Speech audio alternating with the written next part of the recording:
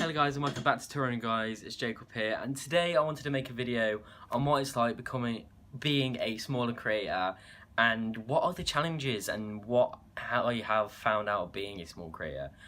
Me and Carl started this channel roughly around a year ago, and how we've grown is absolutely fantastic. I didn't think I'd have 1,000 subscribers by this point, and it's insane. I did record this video before, but my camera fell and it was quite annoying.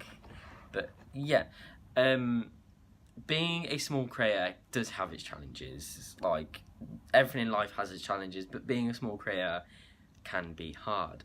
I'm currently at somewhere in the city, and they had a small creators panel. There's creators up there kind of giving advice and basically telling their experiences.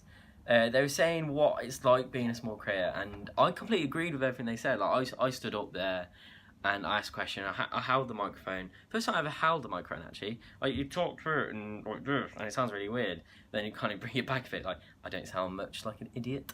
But I asked them, like, I said, you guys have had your channels for quite a while.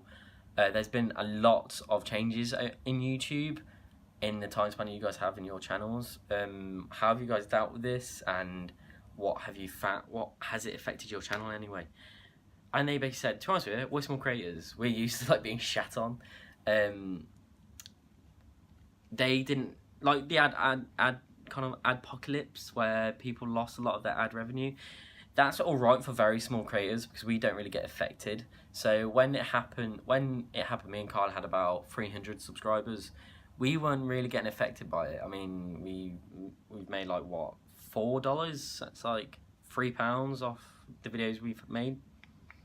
And really didn't affect us at all. Like, £3 might buy 1 pint or 2 half pints. So it's that sort of thing where, for the creators that have about 74k subscribers and get roughly around 50k views per video, it affected them a lot more than it affected very small creators like myself and others. And that's the sort of thing where this apocalypse that had happened kind of did filter out the bad and the good. Like, there are creators out there who thought, nah, I can't do it anymore, I'm gonna quit, YouTube doesn't care about me, I'm gonna quit. And they didn't really think about their audience. Whether me and Kyle, when it happened, I thought, I wasn't really disheartened. I was a bit annoyed because, you know, it's kind of shat on the small creators a bit, but then I started to understand that we kind of did need this. Like, there's been thousands and thousands and thousands of accounts and channels made every single day. Most of these channels won't get past, you know, most of these channels will struggle, and it kind of filters out the channels that try hard for their, you know, community, that try hard for their fans and their audience. Me and Kyle, we've tried so hard for our audience, and we've tried so hard for everything we gotten. In the panel I was at yesterday, they kind of said, well, what sort of equipment do you use? And one of the girls said, I don't use expensive lighting. I use the sun. You get that for free. I'm not gonna, you know, spend £100 or like $90 on good lighting. I'm just gonna use what I've got to hand. Right now I'm in front of a window, and it's got alright lighting. Like, you know, I don't look like a tit, and I'm quite, you know, it's hard for smaller YouTubers because you do slowly see them building up their equipment and investing in this sort of stuff. When you're very first starting and you have that video on your phone and think, should I upload this? Is it good enough? I'd upload it. Like, my very first video was me doing the cinnamon challenge in my living room on this little like Amazon tablet that I was filming it on. Weren't the best. It got about 60 views. I was quite proud of that. I was like, yeah, not bad. A couple of years on, I'm now on a new channel with Kyle, who's also back there. You guys might be able to see him. But I'm on a new channel, and making these sorts of videos is absolutely fantastic. Like, I don't think I'd change this for the world. I wouldn't, you know, it's hard to describe what it's like being a small creator.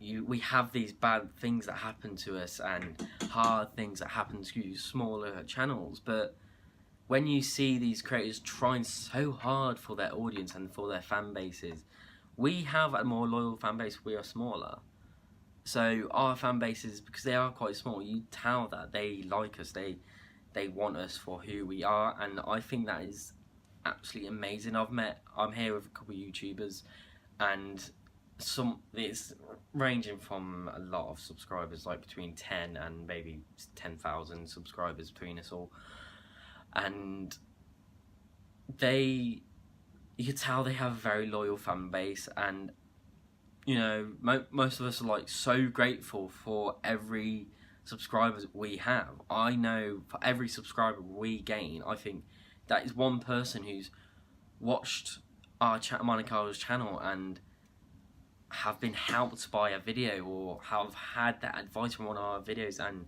to think of it, it's absolutely amazing. Like me and Carl made this channel to help people. We made this channel because we saw a gap that needed filling, and that's why we did it.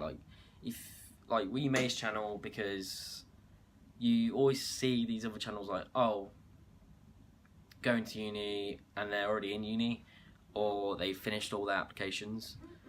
Me and Carl made this channel when we were halfway through college, and now well, on our final year of college, just leaving, and now that we're going to uni, we kind of documented our entire experience in college, applying for UCAS, even student finance, as much as the pain that was, getting our interviews, open days, all this information that we just put into our channel to help you guys. And you know, we do such a wide range of videos ranging from mental health right to going to Ed Sheeran, and you know, for every video that helps one of you guys is honestly a win in my books.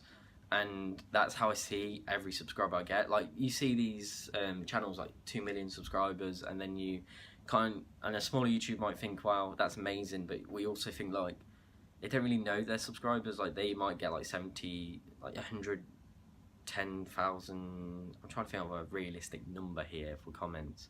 About 10,000 comments. Whether a smaller YouTuber might get about 10 comments, and we comment back to every single comment we receive. And you know, that's why it's like being a smaller YouTuber.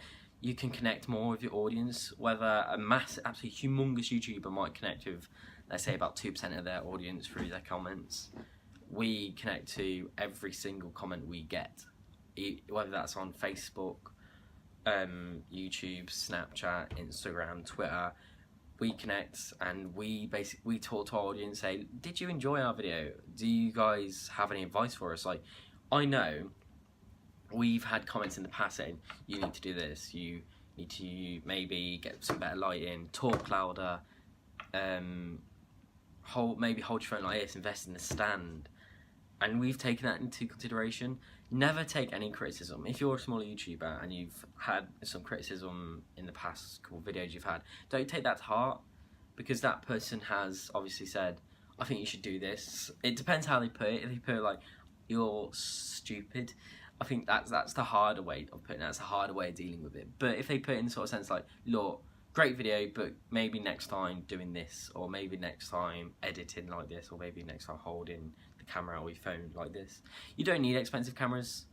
Nowadays, our phones are good enough. Phones mostly record in HD, and you know, phones are they're like developing, and the cameras are becoming better. You don't really need to invest £600-700 in a camera when you first start YouTube, because you never know, you might not enjoy it. So my advice would be, first couple of videos, record on your phone. Don't just, you know, record on a £600-700 camera and think, I actually don't really like this, and I'll spend all this money on this camera and this software.